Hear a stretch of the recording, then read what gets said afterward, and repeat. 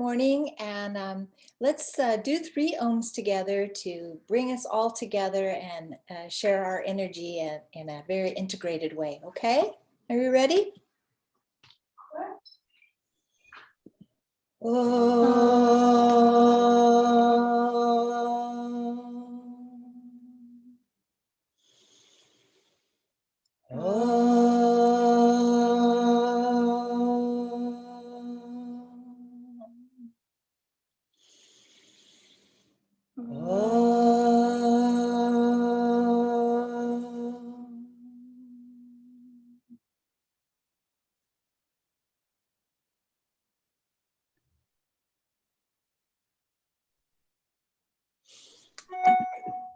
Remember that you too can ohm on your own through every day of the week, not just on first Sunday.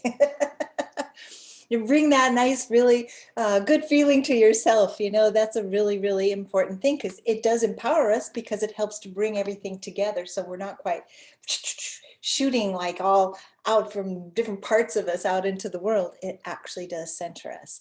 So remember, you can do that every single day just to help yourself. So does anybody know what the word has been that we've been meditating on? Oh, yes, Miss Mara. Empower or empowerment? Yes, Yeah. and to empower or empowerment. And so the saboteur of that, thank you. So the saboteur of that is powerlessness. We all know what powerlessness feels like. We all know what empowerment feels like. But the real challenge is how do we stay anchored in empowerment? Well, it's certainly not easy. So you know what the one word answer is that I'm going to give you, right? How do we do this? Starts with a P. And I say it all the time, practice, practice, practice. There is no other way to attain peace. Practice is the only way. So it means becoming. So empowerment is a very, very important part of peace. Feeling peaceful, being peaceful, embodying peace, having thoughts that are born from peacefulness. When you have thoughts that come from peacefulness, they will help others. They will not only help yourself, but they will move out and help others. Because what we're wanting to do is to create peace in the world. Did you know that? I mean, it doesn't really look like it. Yes, that is our job, to create peace right now. But, you know, there's a lot of unemployment going on in creating peace right now. Not everybody wants to stand up and work for it. Did you hear that I didn't say fight for it? Work for it. So one of the ways to do that is, first of all, to begin to help ourselves with empowerment. Because if you don't feel empowered, you don't feel that confidence, that love inside of yourself, it's going to be more difficult for you to take care of your own relationships, your personal relationships, dealing with your own problems, much less thinking more in a bigger way globally. Empowerment, it has to do with helping us not to feel so powerless over ourselves. Sometimes we feel if we don't get what we want, then we're powerlessness. We have powerlessness over ourselves. Self-doubts, self-criticisms. Do any of you suffer from that from time to time? Just once in a while, have a little self-doubt, a little criticism, a little bad attitude towards yourself. Why'd you do that? You're so this, you're so that. You know, those are little fleeting moments. But we look at them like we're taking care of ourselves, like we're trying to keep ourselves on the straight and narrow. It won't work, because if anybody spoke to you that way, you know you wouldn't appreciate it. You know that. You know, if we're walking along together and I'm like, get yourself together. What's wrong with you? Why do you act like that? Would you like appreciate me? Would you think that I'm there for you? No. So you must take care of yourself in the same way that you know how to take care of others, right?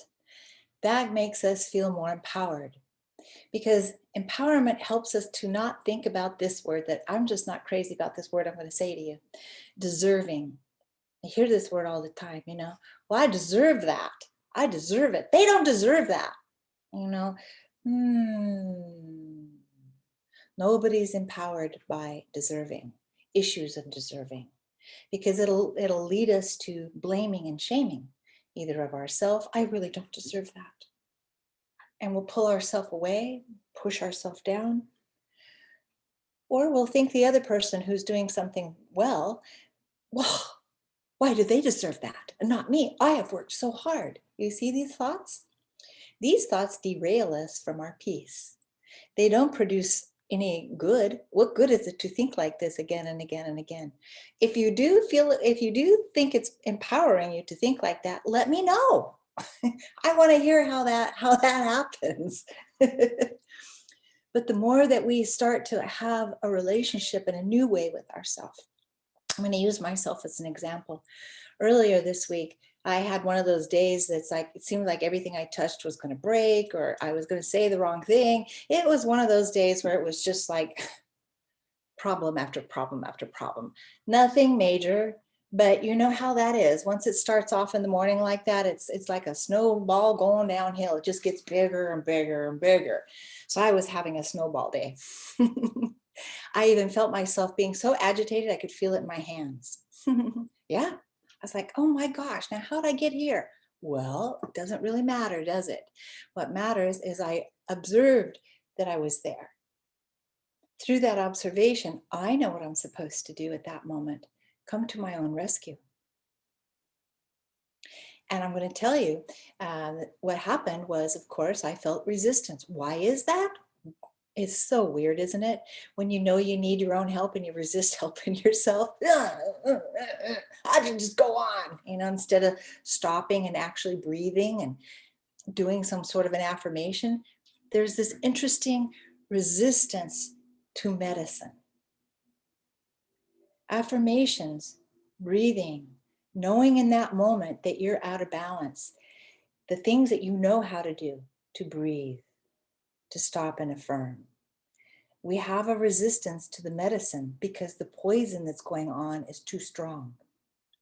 So remember that medicine becomes poison in just one drop. Too much of something can create an overdose, can create a reaction in some way that's negative. But if it's blended in a way that's proper, it becomes medicinal. So in the moment that you feel yourself like this and you become aware of it, or you're just scattered or you're anxious or whatever it is, if you can get a hold of that, if you can get a hold of that knowledge that you are out of balance, because you can't always get a hold of it while you're suffering like that. It's hard. But if you can, in that moment, get a hold of it and recognize that, oh my gosh, I'm going over the cliff. If you can do that in that moment, you are practicing empowerment. Because once you get a hold of it, that's half of it. That's 50% of it. That's awareness, right? Awareness. Oh, I'm out of my zone. I'm out of my balance. Right? Awareness, 50%. You've solved 50% of your dilemma. Now, through that awareness, you can go through your little files and pick out something that you know will help you. Do you have a breathing practice, which means are you aware of how to take long, deep breaths? Do you have some affirmations? Do you have a mantra? Do you have prayers? Do you have something that comforts you? What do you do? What do you have in your medicine chest? What comforts you? What kind of a practice comforts you? Do you have a visualization of a place that can bring you to peace? I have all of these things because they don't all work for every single thing. To me, it's like spices. They don't all work in all recipes. So I like to have a variety of inner medicines to help myself because they're not all going to be available on the same day. Sometimes the only thing that you can do if you feel so overwhelmed, you just certainly can't do an affirmation because you just feel so bad about yourself and everything is going on and it just can't happen. But if you have that awareness that you need you in that moment and you have been practicing a little bit enough to be aware enough to do something, take a little breath. It doesn't have to be really, really long. Take a little breath. And if it makes you cry a little bit, it makes you cry a little bit. But then go, see, okay, all right, that's a change. That's a change. Stay with yourself. Bring yourself back. Bring yourself back. When I had my moment of awareness that I was having a meltdown, I was on the freeway. There was no problem that was happening. There wasn't bad traffic hurting me or harming me or doing anything like that. It was just as I was driving, I came into this awareness of how out of balance I was. So I'm holding on to the steering wheel. I certainly can't close my eyes and meditate. You see, you have to have a variety. Not all things are going to be available to you in each situation that you actually need yourself in that moment. But what I did have available to me is breathing. Mm-hmm. Not only breathing, but one of my favorite mantras for myself when I'm out of balance. You're okay. You're okay. You're okay. I'm okay. I'm okay. I'm okay. Really. Who thinks that that's a mantra? Nobody but me. And it works for me. So I shared these things with you about myself so that you feel creative and feel free enough to design your practice from you, to you, for you. It's the only way that it will get done. When you find ways that you will listen to you, that you will cooperate with you, stick with it. Stick with it. Try different things. That's why I say have a lot of different things, in your little box. I always call it your 911 box. For here, for here, have different things in there that work that you can pull out to show that you care about your state of mind, your state of being. You recognize that when you're radically out of balance, you're not in a good place. Obviously, you're radically out of balance. You could do harm to yourself and to others. And what I mean by that is making a wrong turn in a decision that you're making, because we're making it out of anger, because we hadn't found peace in our heart to make that decision. Decision making is very difficult in and of itself, right? Which way do I go? Right? It's a very difficult thing to do at times, sometimes all the time. So again, this is how we make a decision on this side and this side. And what's in the middle? Here, I'm in the middle, right? These are scales. This is one side, this is the other side. And when I'm indecisive, this is what we're doing. Hello, keep the head straight. You will not make a proper decision by doing this. And of course, I'm exaggerating and showing it to you physically so you can see it. We all know that feeling, right? Maybe not that noise, but we all know that feeling. And it makes us become obsessed that we have to remain in that situation. We have to stay like this until we figure it out. Does that really look like I'm doing a healthy way of deciding? Do I look healthy to you right now? No. So again, I exaggerate the situations to show it to you, because it looks like that inside. It looks like that inside, not outside, but inside it does.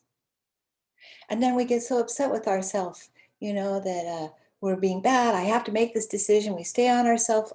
It's just ridiculous. This is when we have to go to our 911 kit and go, okay, I'm kind of crazy right now. Temporarily, just for a few moments, I'm kind of out of balance here. You have to pull out one of your little tricks, so to speak, and start from there. Make sure in your home that you have, I have books, maybe you just do it on your phone, I'm older, I like books. A book or something on your phone, something that you can look up right away. And those words soothe you. Those words soothe you. Because when you see those words, they touch your heart. And when they touch your heart, then as you read them and you speak them to yourself, they become the medicine of love. It's the Divine Mother speaking to you. It is. When you have a mantra or a prayer or a saying or something that you really, really love, you know that when you say it or when you hear somebody say it or sing it, you know that it touches that part of you, that you know you're receiving a healing. That is the Divine Mother helping you to help yourself. Is a type of magic, you know, to help yourself because it changes you. Transformation requires you to heal yourself, to be kind, to be patient with yourself. You are with you more than you are ever going to be with anybody else on the planet. Amen. Amen. So that is your primary relationship. No matter who else is in your life, this is your primary relationship. This is the one that you have from the very beginning to the very end. And I'm talking about eternity, not only just this life. This is your primary relationship. You are here for you. It's true. Now, don't be thinking that I'm thinking that in a selfish way. When you're here for you, it makes you understand that everybody else is there for themselves together. We are all to take care of ourselves because we all are in this together. When you don't take care of yourself and I don't take care of myself and so doesn't take care of themselves, then the together, all of us starts to crumble. If you aren't there for yourself, the whole suffers. Who knew?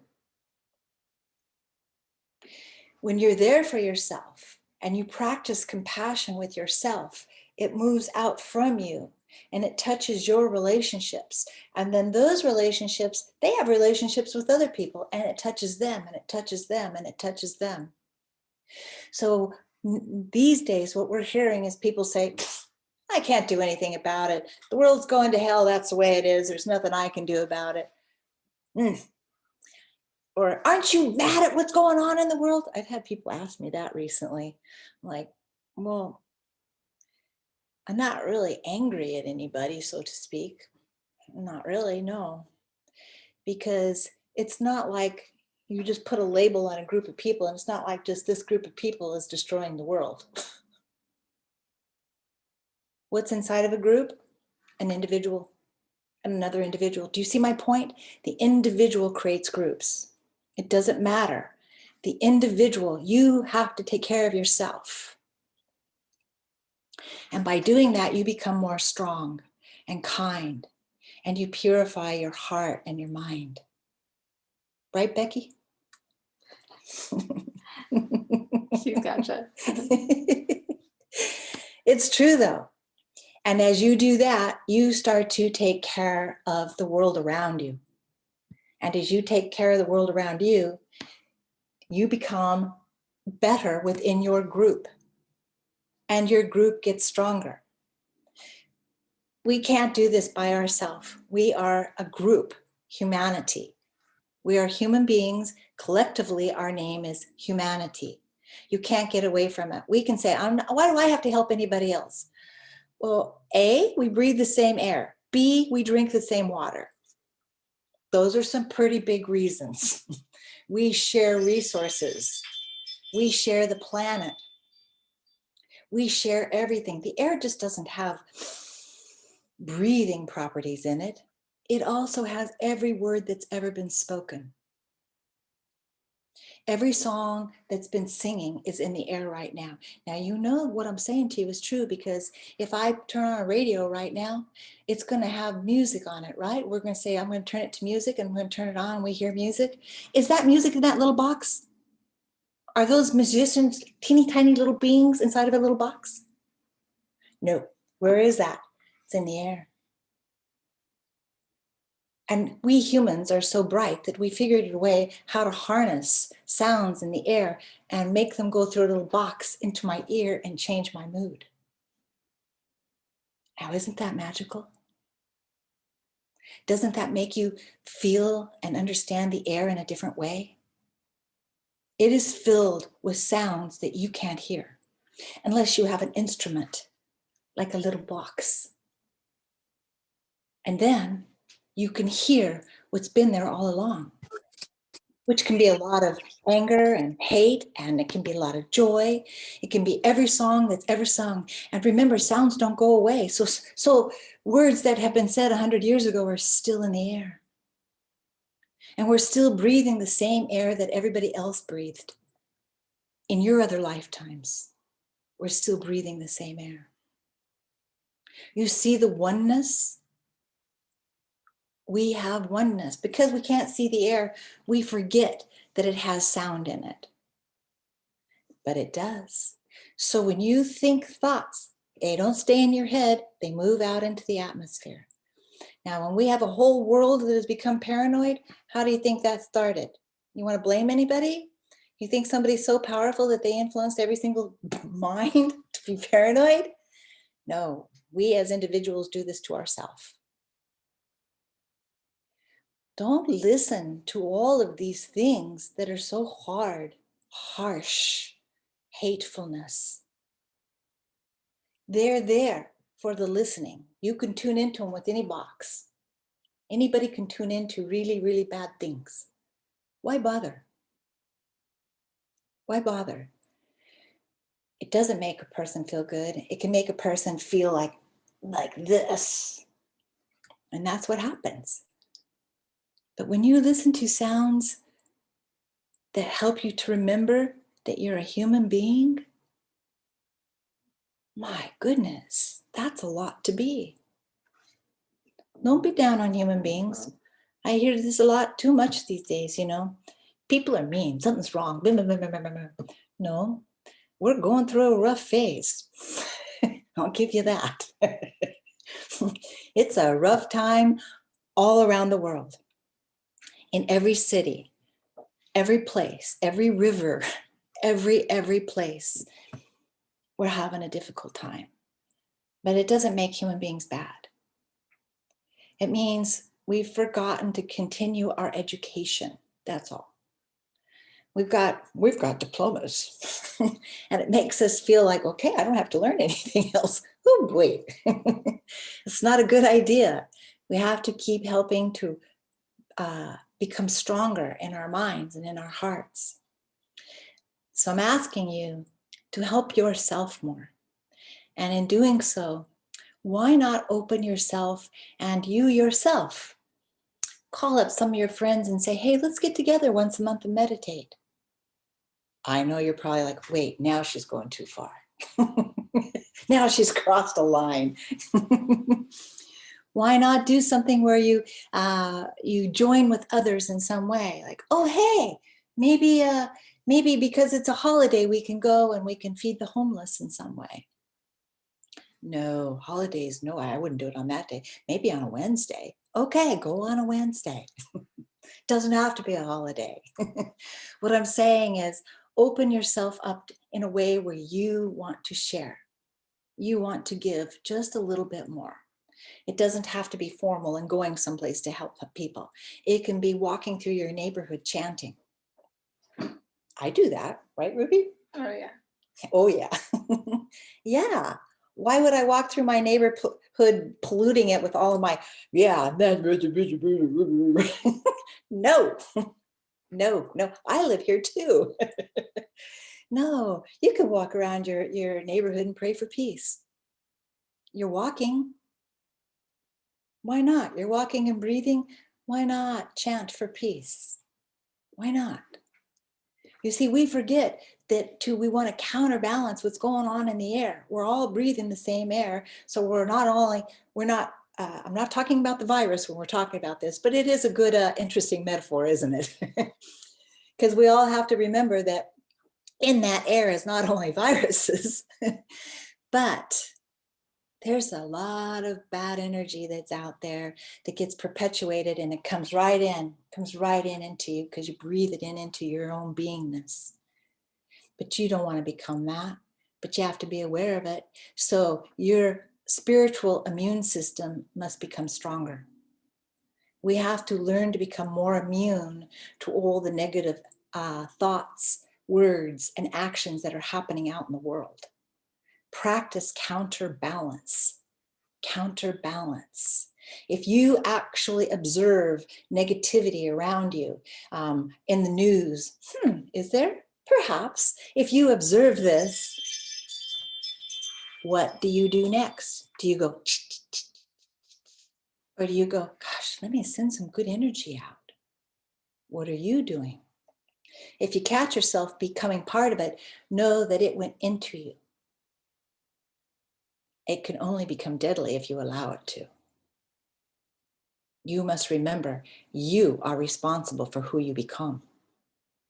We can say it was my mom, we can say it was my dad, we can say it was, so-and-so and such, but ultimately, you are responsible for the care and feeding of your own heart, your own mind.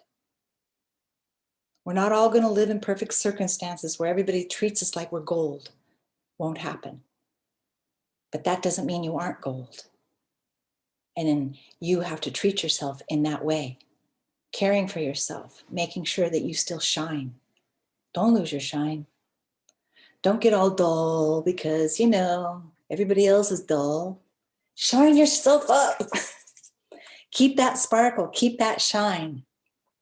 You have to help yourself to feel inspired, to change, to be good, goodness, goodwill. These things make us shine. They make the light actually move out of us. The more we get into a space of apathy, well, everybody's bad. I can't do anything. I can't change the world. Nobody can change the world anyway. It's not going to happen. There's not one person who's going to come up and change the whole world. It won't happen. You can think I'm being really negative or whatever. It's not going to happen. No. What we're going through, all this stuff in the world, this is not about waiting for somebody to come and save us. I hope you're not waiting for someone to come and save us, because that's a waste of time and it hurts all of us. We need everybody to step up and stop feeling so powerless. We are not weak. Every single one of us are human beings. We are not weak. We are not weak. We are not weak. We are strong. We are human beings. We belong to the family of humanity. That's our last name. Mi apellido es humanity. Right? That's what we have to remember. We all have the same last name. And it doesn't matter which language you speak it in. We have the same last name. We have the same family name. We are humanity. And the air belongs to everybody. The water belongs to everybody. The quality of it, all of it. We are all responsible to do our part, to keep ourselves clean, keep our hearts and our mind clean, so that the thoughts and the words that we're putting into the air, that we're putting into everything, are good. I pray for the air and the water every single day. Why not? It takes 10 seconds for me to say, Lord Ganesha, kindly remove the obstacles within the air and the water and the dance between the two. Okay, 10 seconds? 10 seconds. And you see, we have resistance. Oh, yeah, I don't want to do that. Okay, I'm busy. It's like when people they do things to get 10 seconds on the freeway ahead of you, it's like, okay, what are you going to do with that 10 seconds you just bought for yourself? Huh? What is that? 10 seconds. Why not do a mantra in your car before you pull away for 10 seconds? I like to tell people to do that, Sit in your car for 15 seconds before you pull away. Center yourself. Say a prayer, do an affirmation, then go. And then when you arrive at your other place, sit in your car for 15 seconds. It's going to feel like in a lifetime, and you're going to be like, I got to go, I got to go, I got to go. Oh my God, it's 15 seconds. And do another mantra again, and then get up out of your car and then go. You know what's going to happen? At the end of your day, you're going to have a beginning, a middle, and an end. A beginning, a middle, and an end. A beginning, a middle, and an end. How satisfying is that? Much better than this. What did I do today? Okay, where was that? What happened? All I know is I don't feel very good. What's for dinner? Ah, that's what I call the smear. You know, the day at you have those days, and at the end of the day, it's a smear. But if you actually take the time to portion yourself out, you'll have a better memory about it. And it's more satisfying because you'll be able to go, oh yeah, I did go there. And yeah, I did see this and I did do that. Oh, okay. Well, no wonder I'm feeling like this. Okay. Rather than, I don't know what happened today. All I know is it was bad. We have to help ourselves in the smallest of ways, again and again and again and again and again and again, because that's what you came here to do. You came here to release you, to actually become liberated. Do you want to know what that means to be liberated? Me too. Me too. I have faith that that's why I'm here, that I'm in school to learn that.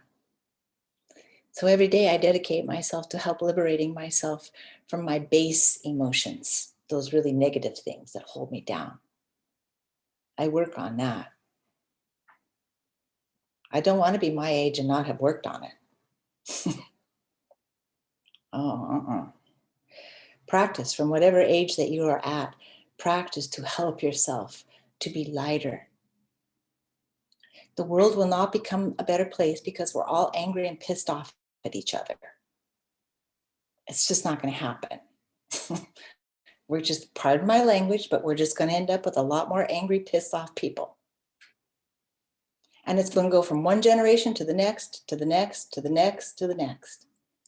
So when we can just use common sense, know that we're all in the same family, let's help this next generation and the one that comes after that by, first of all, teaching ourselves how to be there for ourselves.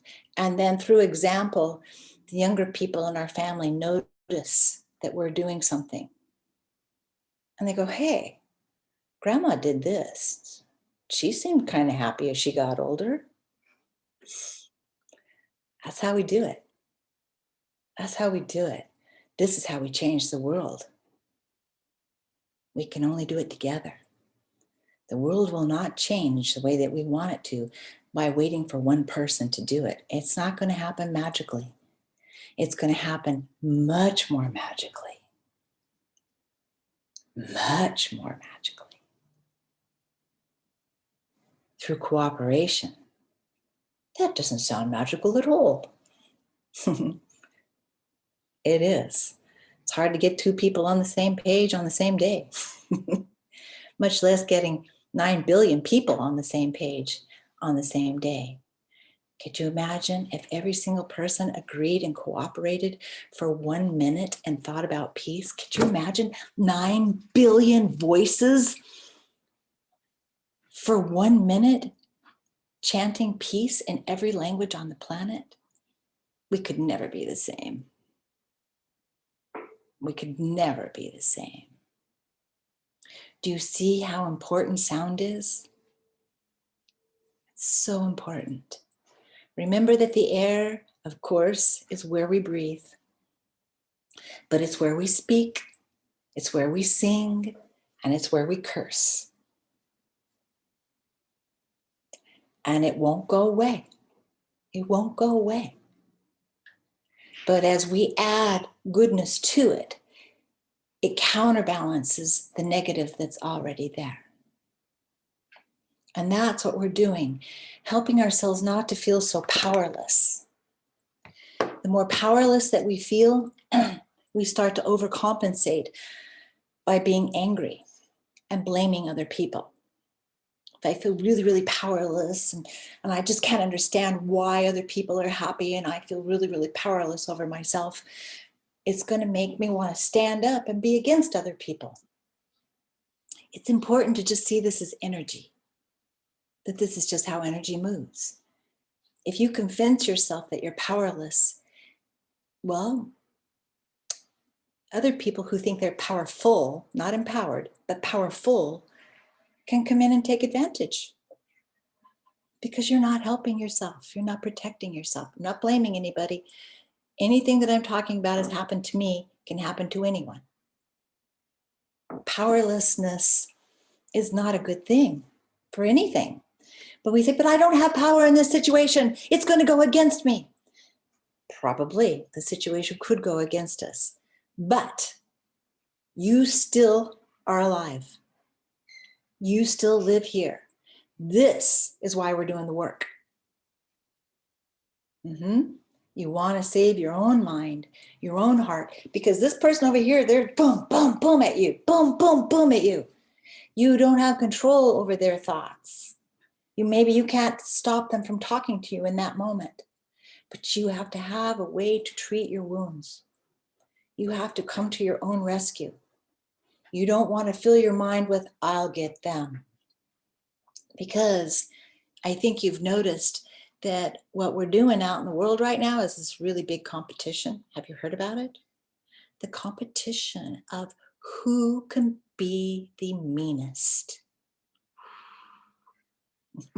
You see it. You see it. These people are talking this way now. No, yeah. And then it's escalating and it's escalating and it's escalating. Yeah. How do you think we got all those nuclear bombs? Escalation of who can be the meanest. Who can harm the other person? Who can take out the most people in 10 seconds? This is not good. This is where powerlessness leads us to. Extreme measures to feel powerful. Powerful isn't necessarily empowerment.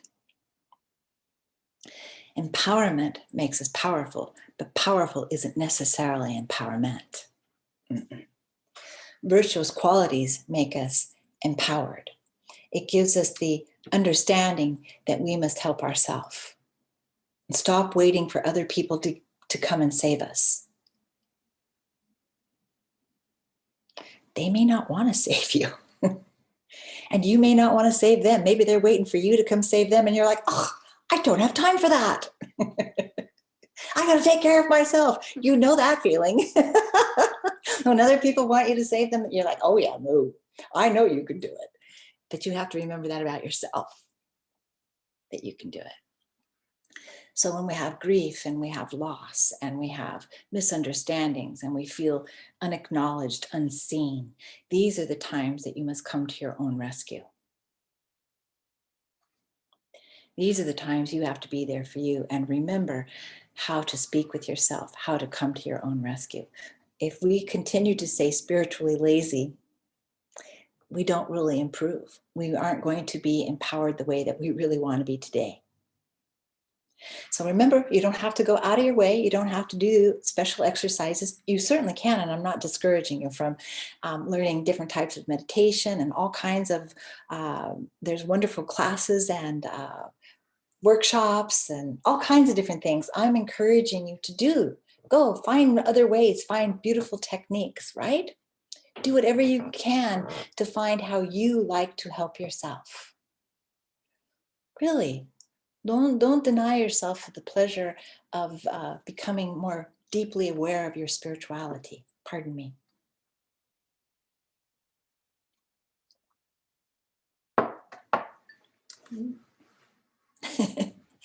Right? It really is satisfying when you're there for you, and it helps you. That situation I was telling you about the other day when I was like, coming to my own rescue. By the time I got to where I was going, it was a shadow was all that was left of that feeling that was so extreme on the freeway. When I was there gripping the steering wheel, certain that my mind was going to explode in any moment, you know. By the time I got to where I was going, it was just a shadow of the moment was left. Just a memory that I was a bit out of control in my mind for a few seconds, for a few minutes, right? It's important that we help ourselves to go, oh yeah, I can still feel it. It's still there. It could blossom again. It's still there. But you see, I took care of the extreme part of it, but whatever was in there was still there. But that's okay, because I don't want to give it all that energy. All I just want to do is console myself, help myself to get through the moment, because everything will pass. You just want to learn to console yourself. It's like, it's all right. You're okay.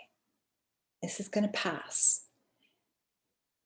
In 10 minutes, you're going to be a lot better. But it doesn't feel like it. And it feels like 10 minutes is going to be 10 hours away. But it isn't. I'm sorry? Does Melissa have a question? She's her hand up. Melissa, do you have a question, dear? I do. When you find yourself in that moment of, and I've done it a lot recently, where the traffic is a good example, but I'm spiraling down, or I'm angry, or I can see myself just in a whirlwind with everything that's going on, and your mind starts to, oh, I can't believe I've got to do this and now this, and you're in this whirlwind. I'm trying to stop it, but it's like I'm acknowledging that it happens. Like I can see, oh gosh, I'm out of control. I'm gripping the steering wheel. I'm freaking out, but it's still at that point, it's hard for me to stop the whirlwind. You're exactly right. It is hard. That's why I use myself as an example. Just to Well, I prove want to your stop point. it quicker. Oh, yeah. Well, that can only come through practice. I know we're all looking for, like, there must be an answer of how you can get to it right away, right? And it's practice. Sorry, we just heard a loud sound upstairs. Must be a cat. Sorry about that, dear. So in that moment, yeah, it's hard to catch it in the moment. So that's why I was using myself as an example earlier, to let you know that I had to, like, really work for it. I had to work for it. But you see, you have to have the desire to work for it. You have to have the desire to work for it. You have to want peace more than you want anything else in that moment. You have to really want it. Whenever we do, and I understand your question in this way, where, because we all want certain things, we want relief right away. And honestly, we've become accustomed to that. You know, you take a Tylenol and you get relief, or, you know, you do this and you get a relief. And we're used to kind of relief coming kind of quickly, you know, from the outside in. So then that makes us think, well, I'm doing this, I'm aware of it. Why didn't it go away right away? Because we have this, yeah, see what I mean? We have this, we got used to an instantaneous feeling of relief. And so now we have to, like, learn the beauty and the depth of practice. Because that's the life-changing part, is the practice. And so, you know, I'm not saying don't do something to give yourself instant relief, but just know that it's just for the moment. You know, it's like a little Band-Aid for the mind at that moment. Here's a little Band-Aid. But if you stay with the practice, it gets better. It gets a lot better. And the outbursts of the mind, they have a longer span in between. And then when they do come on, you do have a better way to access it. A much better way to access it. Certainly decades ago in my life, I did not have the same access to a feeling, to what I was going through the other day. No, I did not have access to being able to feel as well as I did, as quickly as I did. That's the beauty of practice. Yeah, right? We forget, you know, that's the only thing with spirituality is practice. Thank you. Isn't it right? You know, it's so hard. We're like, okay, I did that mantra. That's why I'm like, you got to have a variety. That mantra might not work in that moment. Your breathing might not work in that moment. That affirmation might not work in that moment. But maybe there's a memory of somebody that you really, really loved, or maybe that there's some place that you could visualize in that moment. Whatever you can do to help yourself come back to that moment and save yourself in that moment. And that's what I mean. It's very satisfying, because later on you'll remember that you did that and you'll be like, oh, okay. Really, you'll feel better that you did save yourself, that you did come to your own rescue. And then as that happens, you'll be more willing to practice in between, because we don't want to just, so the practice is to come to your own rescue, but you also want to practice when you're not in an exaggerated state, right? So maybe you're having a really good week. Things are going pretty easy, you know, traffic is light. Everybody at work is saying hi. Your family's getting along. The cats aren't jealous of each other. You know, it's a really good time in your life. And it's just lovely. In fact, it's so lovely. When was the last time I sat and breathed or practiced meditation? I don't know when that was. And then out of the blue, who didn't pay this bill? Oh my God, they're going to turn the wire off. You did this, didn't you? Who did this? There's been a big mistake. What happened here? Now I'm totally out of control over something really small in some way, right? So my practice doesn't mean I won't lose myself. It just means the practice eventually will make it so my outbursts are smaller and longer in between, till eventually I'll become enlightened. You'll become enlightened. You'll become enlightened. I'll become enlightened, right? We all will. Maybe in 10,000 years, maybe in 10,000 days. I don't know, but it will happen. But in the meantime, this is how we become enlightened, is through the practice of being a human being. We can call it the practice of spirituality, but it's learning to become a human being. You see, we practice being people, personalities. Oh, what do you do? That's one of the first things we ask people when we meet them. Oh, what do you do? And what is my answer? Oh dear. Anyway, we do. What do you do? What do you like? What do you want? We won't really know a whole lot about one another, you know, because it's impolite to say, well, what do you really think about what's going on? We don't really want to know the depth with one another, which is interesting to me. But nevertheless, maybe because I love to sit with you, you know, when we sit one-on-one, it's deep, it's personal, it's intimate. And I feel in that way, that part of my life is a little unusual, because not everybody gets to have such deep, intimate relationships like that, you know, all day long. Every conversation that I have when I'm in my workspace is an intimate conversation. And I don't usually talk about this, but it's coming into my mind. I mean, it's life-changing for me. You know, life-changing for me. Oh, it's making me weepy. But it is, you know, when people speak so openly and so trustingly and about the parts of themselves that are so troubled, there's something there that you never want to unhear that. You want to know about what's going on with other people, the good, the bad, because you know that these things happen in you too. And it's been life-changing for me. It helps me to know me, because I think, oh, I would have made the same choice you made. I too would have been in trouble, but I would have done that too.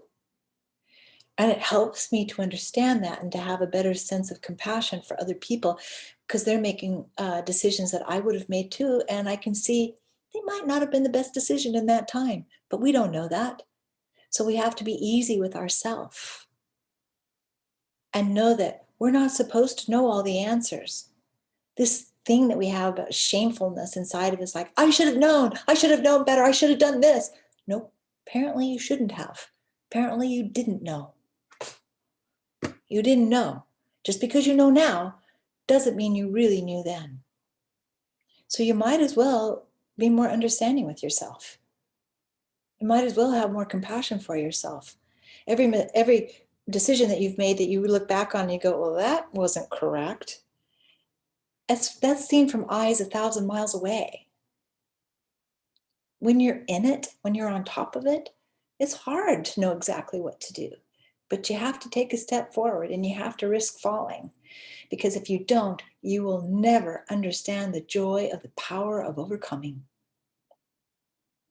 There is nothing more satisfying to me from my experiences. There is nothing more satisfying than having the feeling of the power of overcoming something. Overcoming grief, overcoming long time resentment of something, overcoming, feeling these memories distant now rather than right here. The power to overcome happens only if you move forward. You have to risk taking a step, because when we live in our heads and we're like, I'm not going to take a step until I figure the whole thing out. Well, take a seat, because you're going to be waiting for a long time. There's a lot of factors that you can't factor into your decision making. True. You can't decide how other people are going to decide how they're going to react to you all the time. No way. No matter what, you still have to take a risk. And most risks that we take are ego risks. They are. Really, all we're risking is, how will they see me? What if I don't do that very well? We all know that one too, right? What will they think? They'll probably think thoughts like you think about them. What? Get to know yourself so that you know that you too think of others the way that you're afraid that they're going to think about you. And then stop scaring yourself about it. Stop scaring yourself about it. What will they think? Whatever they want. Whatever they want. Whatever they can. You don't have power over that. And why would you want to have power over that? Now you're going to attach yourself to them because you want them to think a particular thing. Now you can't let go of them, and now you have more karma with them than you ever did before. You don't want that. If somebody thinks bad thoughts about you, you have to ask yourself, do I think bad thoughts about other people? Let me think. We all know the answer to that. So why do we get so offended that when we realize somebody might be thinking a bad thought about us? Hello. Bad thought for me out there. Comes back, keeps going back and forth. So will it make the world a better place if I blame myself and I blame the other person, and then I punish the other person and I punish myself? Will the world be better off if I go ahead and I smack on that person? Will it be better? No. Retaliation, remember, that's how we got nuclear weapons. We couldn't help ourselves. We had to be bigger and meaner, right? Do you want to be bigger and meaner than the person that's already been mean to you? You could be. You could escalate it. You could make it worse. You could take revenge. Now you're bigger and meaner. Now, hopefully, they find themselves and they start to look inward and they start to look at themselves. One of you need to change. And as you see them changing and you see them being more at peace, maybe it'll make you do the same. You see what I'm saying? Just because you're angry at somebody else, if you do something to them, now we have that thing. Didn't your mom ever say to you, 2 wrongs don't make a right? Right? I heard that a lot. Well, just because they did it doesn't mean that you should do it now. 2 wrongs do not make a right. And it's true. So what we want to do is kind of get away from that and help ourselves. Do you have anything that you want to ask me or you want to share with me? You let me know. You close it out and then it's free time. Yeah, because afterwards you can stay and you can ask questions then too if you like. I just like to check in. It's just like when I sit with people at work, I'm always like, okay, now let me just check in. This is where we are. We want to make sure we're all on the same page in some capacity. So what I really do want to say though is, remember, when you're feeling powerless over a situation because somebody else is holding what you want, or their decision is going to determine your fate, so to speak, this is a very difficult situation to be in. I think people have this kind of a situation in their workspace a lot. Somebody else is going to make a decision that's going to see if you're going to be employed or not, or you're going to do this job or not. Those kinds of situations. It's a very difficult situation to be in because you have to be vulnerable, because that's where you are. That's why you have to. That's your position. In that situation, you're the one that's vulnerable. So what do you do? What do you do? Do you just wait? Do you do that? You could do that. Or do you work on yourself and help yourself to go, oh man, I don't know which way this is going to go. I really don't. I don't have any influence over this situation. Nope. So what do you do? Are you going to be there for you? How can you be there for you at that moment? You're shaking in your shoes. You have a pretty good idea that this is going to not empower your position at all. What are you going to do? You still waiting for me to tell you what you're going to do? Well, you're going to shake in your boots for sure. You're going to like run the scenario around in 1,000 different ways and how it could possibly end. All the worst case scenarios, you're going to run all of those through your mind, and you're going to see yourself really in every situation you lose, right? You're going to do that too. You're going to do all of these kinds of things until you find out what your fate is, right? But you don't have to do that. What you can do is know that that energy of anxiousness or anxiety, it's going to move through you. Right? It's going to move through you. Now, how are you going to deal with it?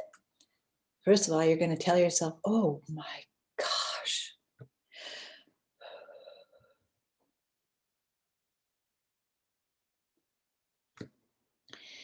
If you have not been practicing compassion for yourself, you may not be able to be there for you in that situation.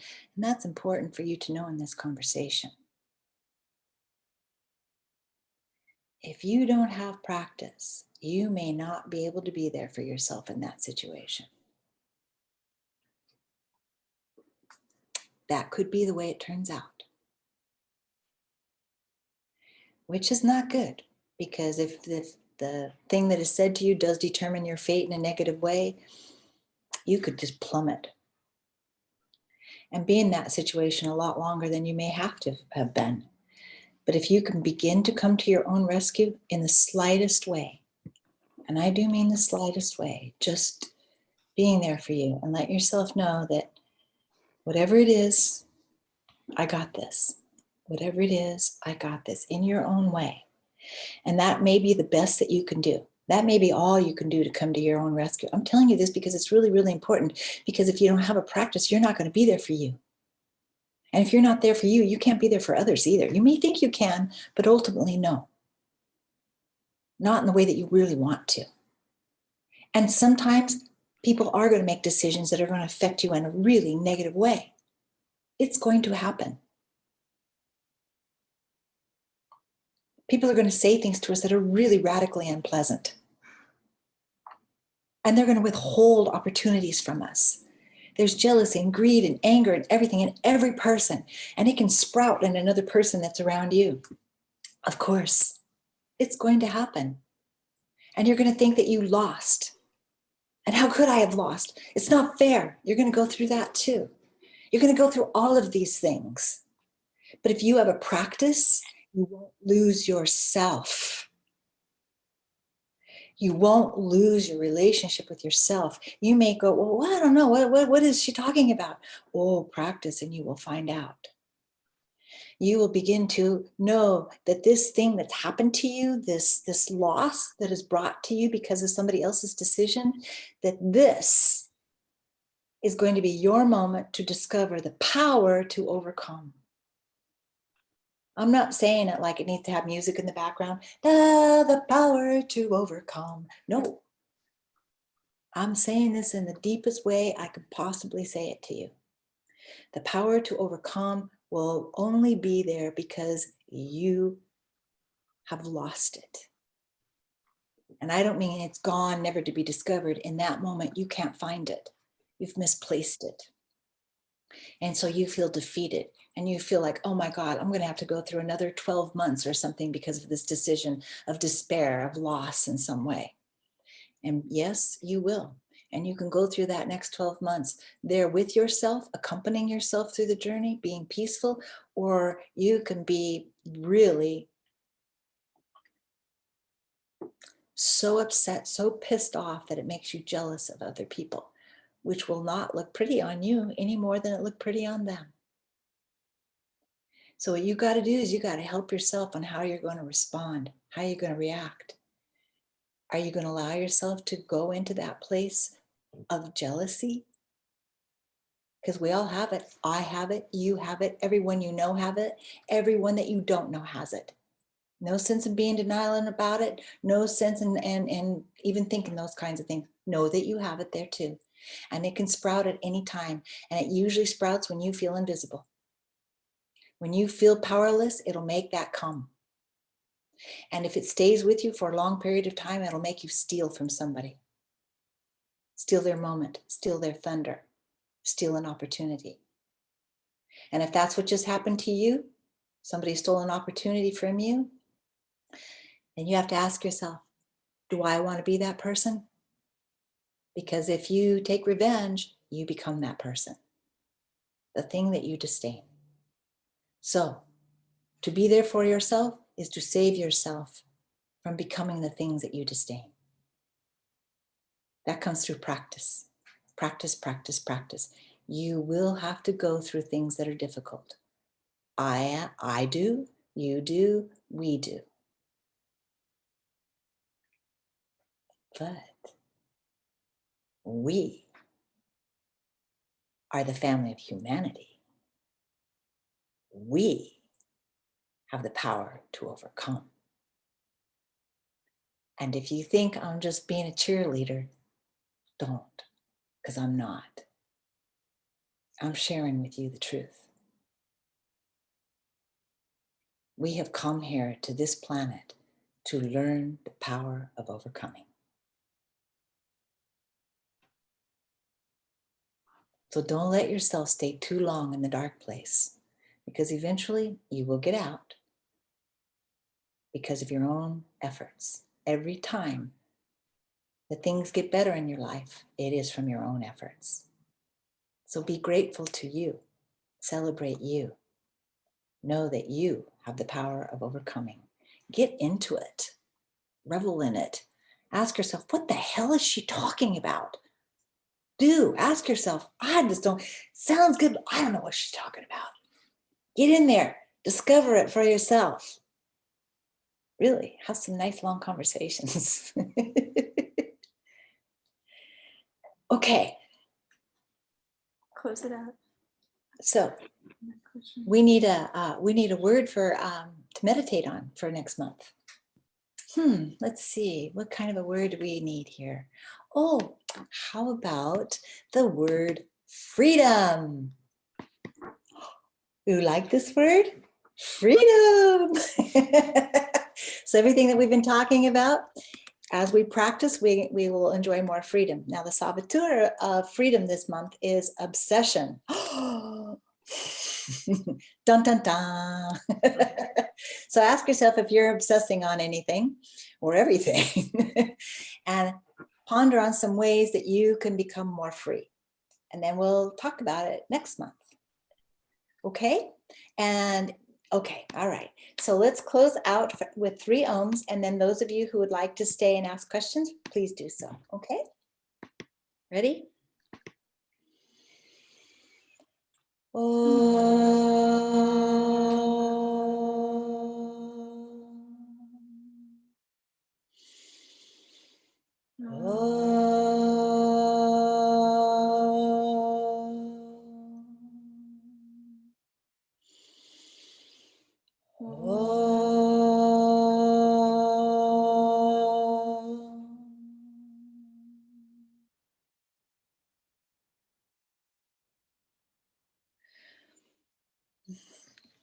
Thank you so much for being with us today.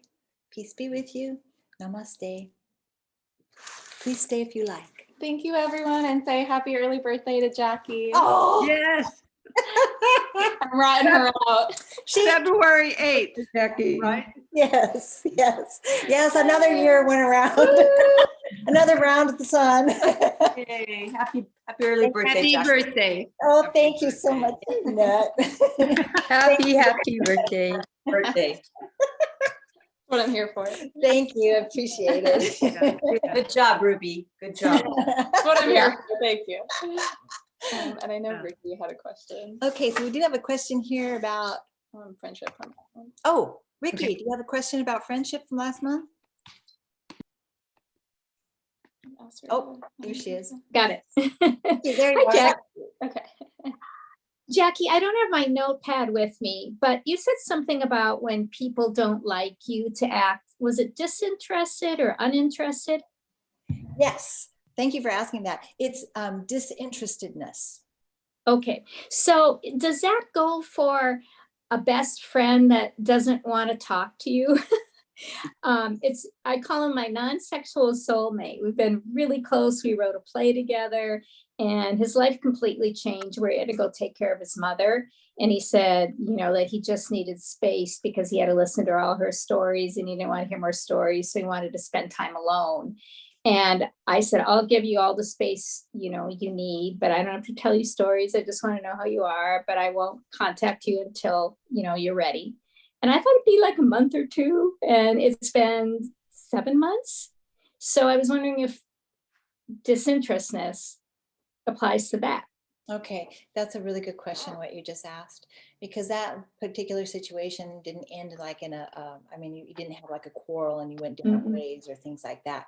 Disinterestedness is really like, it's for all situations, really. If we can become disinterested in negativity, no matter what the situation is, that's the route to take.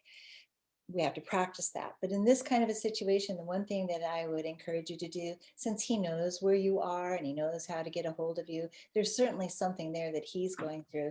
So I would encourage you to send him peace, peace, peace. Verbally or just through my thoughts, since I had said I won't contact you since, until you're ready. Until I Yeah, hear from you. absolutely, because you made that promise to him. So that's Mhm. best that you, stay with that. And Okay. send it to him, say it out loud. Because if you say it in your head, it gets diluted because you probably have a few other thoughts going on in there. I don't mean just you, we all do. And and definitely every day, so I always say, kindly remove the obstacles to peace, peace, peace. And what is his first name? Evan. Kevin? Evan. Evan. Yeah. So we would say, kindly remove the obstacles for Mr. Evan to his peace, peace, peace. Kindly remove the obstacles for Evan for peace, peace, peace. Yes. And the first piece is for peace in the mind. And the second piece is for peace in the heart or soul. And the third piece is for peace in the body. Okay, thank you so much. Then you get Thank to still be his best buddy because you're sending him all this peace. Okay, that makes me feel so much better. Thank you. Oh, thank you. It's good that you asked. And thank you for tonight. And it's my birthday too, so I'm going to go celebrate, but I thought this would be a great way to do it. Oh, thank you so much for being here. Another Aquarian. Happy birthday. Yeah. Is yours tomorrow? Mine's on the 8th. Tuesday. Okay, all right. Yeah. Happy birthday, Jacqueline. Thank And I'm in France. So I got to go eat. Oh, yeah. For you. Oh, we're so happy for you. Go Happy eat dinner birthday. for us. Bye. Thank you. Happy birthday, Miss Ricky. I love that. I know, right? Bon anniversaire. Or however you say it in Yes, in bon French. anniversaire. Yeah. Okay, bye-bye. Right? Très bien. Au revoir. Au revoir. Wow. Of course, Mara knows that. I know, right? that's what I was thinking. Our multilingual person there. Also, side note, I wanted to tell you this earlier, Mara. I love your glasses. They're very Valentine's spirited, and I love it. But of course, thank you. Yes. Does somebody have a question? No, I just want to say happy birthday, Jackie. Oh, And thank Miss Jennifer. Oh, thank you so much. you soon. Okay, I have a question, Jacqueline. certainly. First of all, thank you. Oh, thank you too. I mean, I'm so happy I earned you this lifetime. Me too. That's right. I feel the same way about you guys. Yeah. I know things go on a spectrum, right? That you could be a bully or a sociopath and then a psychopath. And There's so a my spectrum. question is, pardon me? I said, there's a spectrum. Yes. So my question is, in going through those stages, say you start off as a bully and then a narcissist and a sociopath, are you feeling less and less powerful? Yes. That's my, yeah. So Mhm. someone that is a full-blown psychopath, and I define that they would actually kill people. So they're feeling extremely powerless.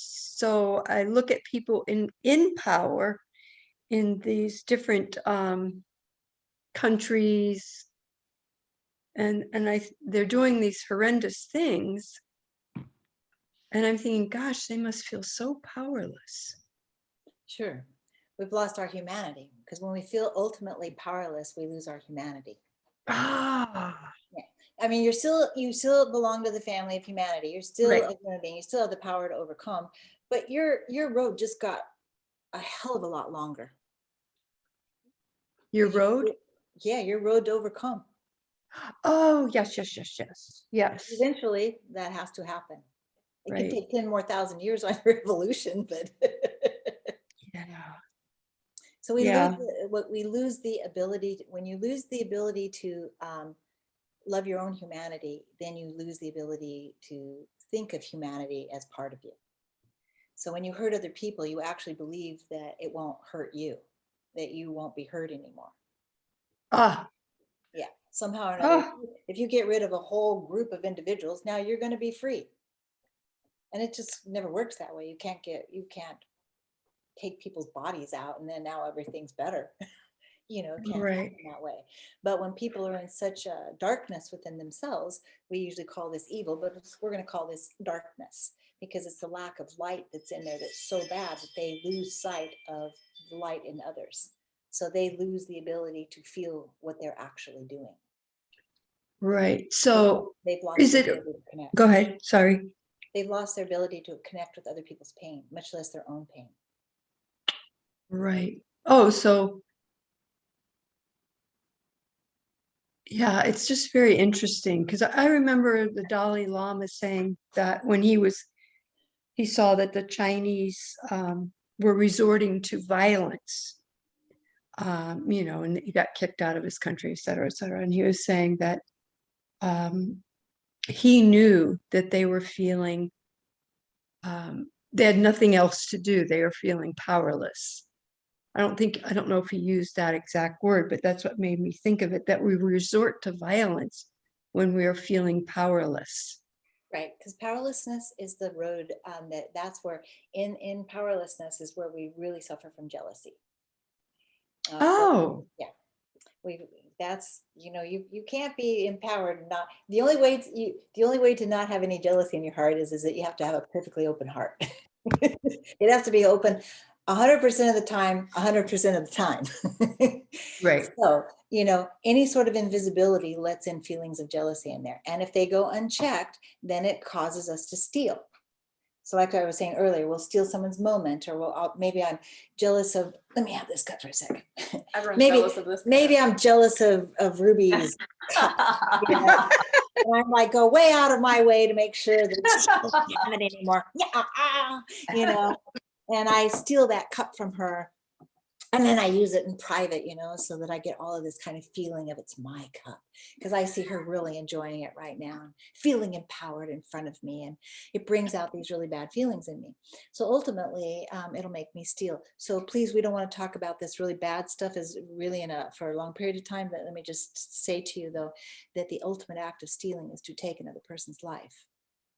Take it. You steal it. You see. Voldemort. Right. So it's very important that you understand too that can only happen. Darkness begets darkness in that sense. But the light is always there. It's just not being discovered because jealousy says when a person's suffering from jealousy on such a high level like that, they convince themselves that the reason the other person has light or has stuff, love or whatever it is that they're jealous of, they convince themselves that that person is really a bad person. And it makes them feel like they should take that out. So don't worry about these things so much. No, sorry. What you want to do though is allow yourself to not not get into it so much, not to wonder so much about it. Let yourself just go, okay, I can observe that there's this real darkness that's out in the world, but if you let your mind wander over to it and it stays there, it's contagious.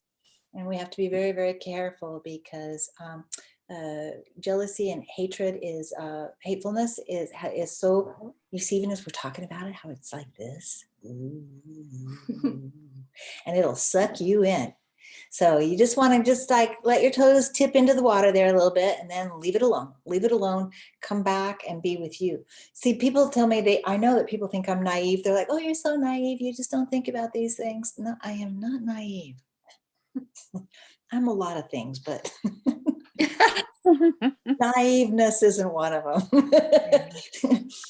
Like it says in the I Ching, to make energetic, not to fight evilness, but rather to make energetic progress in the good. Yeah, absolutely. You don't want to, the more you think about the bad, you're walking with it. Yeah. So thank you. That's all. I don't want to. Yeah. I do have one question, because I scared my own self for just a minute here, but I'm not a violent person at all. However, there's always a scenario where I can envision, taking whatever I find. When somebody's hurting an animal, I feel like I could get out of control. I mean, even just thinking about it, is that something within me? Is that my own powerlessness within me rising up? Yep. Absolutely. Because you want to take charge. And of course you can't in that moment. I mean, you could rush in. It depends on these situations, because this situation that you just said to me, if somebody's abusing another animal, I understand that it's that feeling. I get that.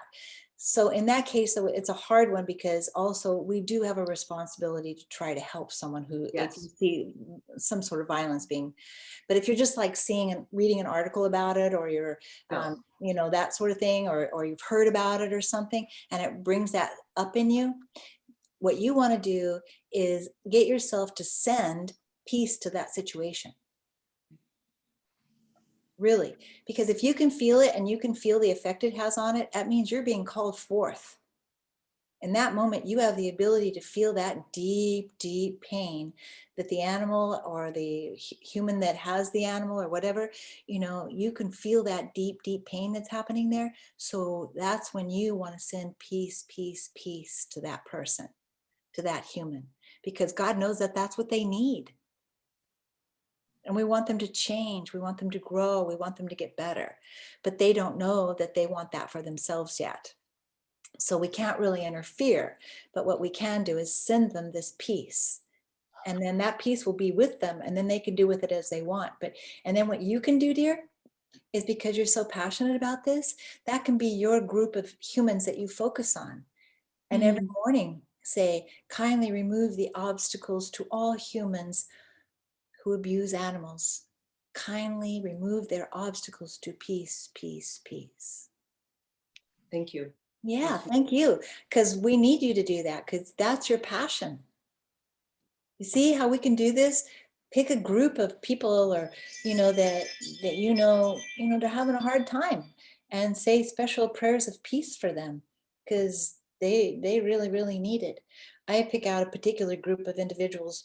I always ask for all to remove the obstacles to persons who need information. And what I mean by that, what's in my heart when I say that, is missing persons, people who can't come together. They don't know what's going on with their children or with their parents.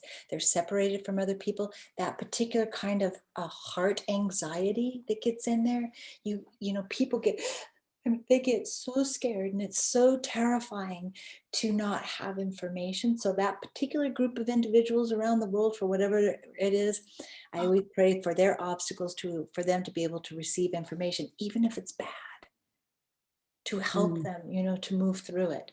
So if you have a particular group of individuals that you know that you go through something that's difficult for you, know that there's probably 20 million people out there that go through something like that too. And you could pray for that group of individuals. And it just makes you feel a little bit more connected, because you know that you're doing something that can help. Because you're putting that into the air. Because remember, it's in the air, and now it's going to be in that little box. Really, it's important that we put this back out into the air, because we know how much negativity we put out into the air. I mean, we're all aware that that happens on a regular basis. But what we want to do is really dedicate ourselves to the counterbalance. You know, that's what really what we want to do is be the counterbalance. You know, that's the same thing as when Gandhi says, you know, be the change you want to see in the world. It's like, be the counterbalance, be that which you know is correct. And as you pray for them to have it, it gives you that ability to become that too, you know, to have that peacefulness within yourself. Hello, kitten. Oh, Does anybody else have a different question? Yes, I dear. have a- I have Hi. a question. Yeah. I'm sending these people peace, and maybe not the way that you're saying, but the very short story is was owed money for a long time, years, and I finally have received this money. Oh, There's a huge amount of, oh, can you hear me, Jackie? I can. Sorry, Okay, good. sorry. Wait, we're moving here. Sorry. Technical difficulties. One moment. Okay. I'm sorry, dear. Go ahead.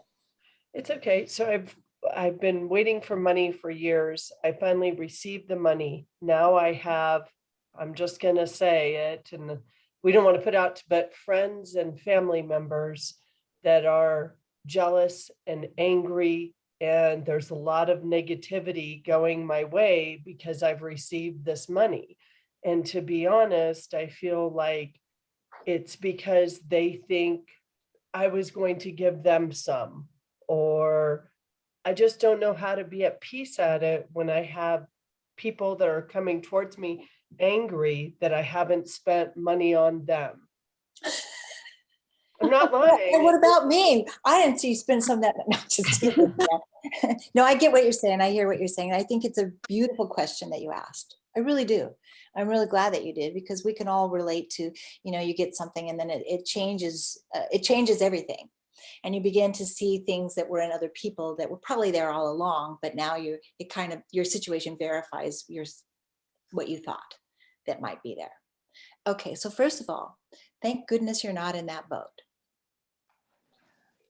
Okay, that's the first thing. You just want to be grateful. Seriously, you want to be really grateful. Not only, of course, that you got a beautiful bonus in life, which of course apparently you have earned, by the way. So, all right. Oh yeah, absolutely. So it's all valid. It belongs to you, of course. So you want to be at peace that it came to you, that it is yours. Of course it is. And I mean it just like that. You want to really be at peace with that. Absolutely. Now what you want to do is remember, like what I was telling you, everybody suffers from jealousy. There isn't anybody who doesn't. So of course, the people that are around you that know about this, it's brought that out in them. So it doesn't mean that it's just about this. It could have been about anything, right? But it happened to be about this because this was the opportunity that came about and made those seeds sprout in their hearts, right? Okay. You can't change that. And you're right. When people are feeling like that, one of the things that we don't really recognize as jealousy is gossip. So when people gossip about us, what do? They want to steal our reputation. They want to steal our opportunity. They want to steal our friends. Because remember, stealing is a direct effect. It is a karmic effect. The cause is jealousy. The effect is stealing. So right now they're wanting to steal. That's just how that works. It's just how that works. Whenever we feel jealousy, if it goes unchecked and we don't notice it, we will steal. From a little thing to a really big thing, right? So what you want to do is see that in them, that they're suffering from that, and know that you could too, right? You have to acknowledge, I have to acknowledge it, you have to acknowledge it if we want to get through this. So what we have to do is we go, okay, I get it. I get it. And I don't know, because we don't know how we would feel if the shoe was on the other foot. We want to go, I wouldn't feel that way. Of course we feel that way now, because the shoe isn't happening to us like that. But because it's happening to them, what you want to do is, again, that same prayer, kindly remove the obstacles. And what you want to say just to this situation, if they're family members or if they're friends, if it's a circle, you can even just say, kindly remove the obstacle to this circle, to our peace, peace, peace. And do it every day, every day, every day, every day. And that's really the best that you're going to do. But what you want to do is not let yourself get all caught up in individually going, well, she's thinking that about me and he's thinking that about me. Of course they are. So you don't want to be thinking about them thinking about that. Because now you're in it. Now you're in it thinking about you like that. You know what I mean?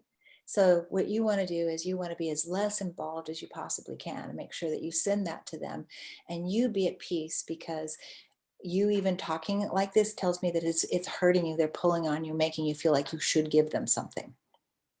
Well, yeah, because I mean, every single family member and every single friend wants something from me now. And Mhm. believe me, it's not like millions of dollars. It's No, not. it doesn't matter, does it? It doesn't Right, matter. no. If it was, you'd be in the same boat. You'd be in the same boat Well, if it was if I from, got $10 million, I wouldn't mind giving out a little bit, but I'm not just saying. necessarily. You don't know. They would even maybe even want more. What I'm saying is, what ifs don't matter, do they? Mhm. This is the situation you're in right now. This is your situation. And what's happening is that you've just let their thoughts into your mind too much. They're only suffering from desire, that's all. They're just suffering from desire. And if they think these thoughts about you, well, they need to either do something about it or you need to let them go. Or let this go within you, because this jealousy, this is your situation. That's why I keep telling you, we're in situations. When you're in this situation, you can't get out. You can't make them stop thinking this way. So don't participate in it by You don't do that. letting it come in there and revel in your mind so much. Right today. All right, Be Okay. safe. thank Yeah. you. Oh yeah, you'll get through this, love. You really will. And don't you feel guilty. Trying not to. Melissa, are you bad? Have you done bad things right now? Are you doing really, really bad things that you need to feel No, guilty well, about? I'll give you guys an example. One thing is my mom's in the hospital with double broken legs. She wants me literally to pay some of the money that I'm getting towards her situation. She has the money that she could pay for herself, but she wants to keep her money to, if she passes, to give to other siblings that don't have money. Melissa, All right. you just find the peace within. Yes, I feel guilty. It won't help you. You have nothing to feel guilty about. You're not a bad person. Does your mom feel guilty? Do the other people feel guilty? Whether they do or whether they don't, you can't get involved with that. You're going to have to hold your own with this and ask yourself, what is the highest and best for me? Because if it's the highest and best for me, really highest and best, not kind of, sort of, not okay, but truly, what's the highest and best for me? Because that's going to be for everyone. It's going to be your decision. It's your karma. Whatever you do is up to you. It is. It is. Your mama loves you no matter what. So, she might be upset with you, but, you have got to find your own way with it. Send them peace every single day. Send this situation peace every single day, 3 times, 3 times, 3 times, 3 times. And you will be amazed at how the obstacles do move so that you can start to see more deeply into the situation, right? So everybody's got karma here with money. The karma is with all of these people that are involved with it. You all have group karma with this money. You have to decide what that means. But you can only make the decision from your own heart. And don't be mad at them because they're pulling on you. They don't know any better. They have no idea, And even if you think that they do, because if they really did, they wouldn't do this. We all suffer from jealousy. We all do things to other people that, we intrude on them and decide that they should do this and all these different things. We all do it. It's just now it's your time to be on the end where you're receiving it. What are you going to do with it? I think you're going to do really well. Why wouldn't you? You're working on yourself. You stay in peace. You stay in peace. Let people think what they want. Good Lord, you know what I do for a living. People think all kinds of weird, bad things about me. They do. Now, I can't be troubled by that every day. I just can't be. I can't think about it. I can't go out of my way to make it better. No, I just have to live with, okay, they think that way about me. There's sometimes you just have to bear it out, dear. But we're here for you. Okay, who else do we have? Anybody else have a question? Is it time? Oh, okay. So what I wanted to say, thank you for staying and asking questions and being with me. I really appreciate it. And I hope that you have a really happy day today and happy Valentine's Day to you. Oh yeah. Yeah, all throughout this month of love, right? Jim, you better do something nice for Leanne or else. Oh, we can't hear we you. can't hear you at all. Sorry. There we go. Going to Hawaii Oh, well, I think that's nice enough. on your birthday. We're going Oh, today. oh yay! I'm so happy for you guys. I hope you have a beautiful trip. Yes, We Thank will. you. It's so romantic. I know. Lucky Leanne. Going for a wedding. Oh, well, that's even more romantic. Yeah. Yes, very romantic. So have the best and safe time. Yeah. Okay. We will. Okay. Yes, Thank If, you. if Hawaii doesn't keep us out of the loop. aloha and mahalo. Aloha and mahalo. Thank you. Thank you. Thank you. Okay, Thank you. bye. Bye. Bye. Bye, friends. Bye-bye. Jackie, Yes. Jackie, I just had one thing. I know everyone's on. I work with teenagers and also the kids in a volunteer group with teens. And and I was wondering, it's such something for you to think about. If you would be just seminar teens, offer something, it could be paid a certain budget for working with things, but Honey, we can't hear you. I just think you give a lot of life. You can hear me? It's. Yeah. Can you hear me now? I think so. Let's see. Can we hear it now? Maybe. Let's try it Can you again. hear now? I'm in the car, but So she's in Um, can you hear me or no? it just keeps cutting out. Yeah, you keep cutting out really. It's a very poor connection. I'll put her email in the chat for you. Shut my video off. I turned everything off. Kristen, if you can hear us, I put her email in the chat. So if you want to send her an email, feel free to do so and we can get back to you. Email. I'll go ahead and I'll send an email. I just wanted you to see my face to connect it when I send an email. So that's okay. Thank you. Thank you. I'll Thank you be for in that. touch. Thank you for Thank you. understanding. I have phones, right? I know. I know. Okay. Bye. Bye. Bye. See you next month. Love you too.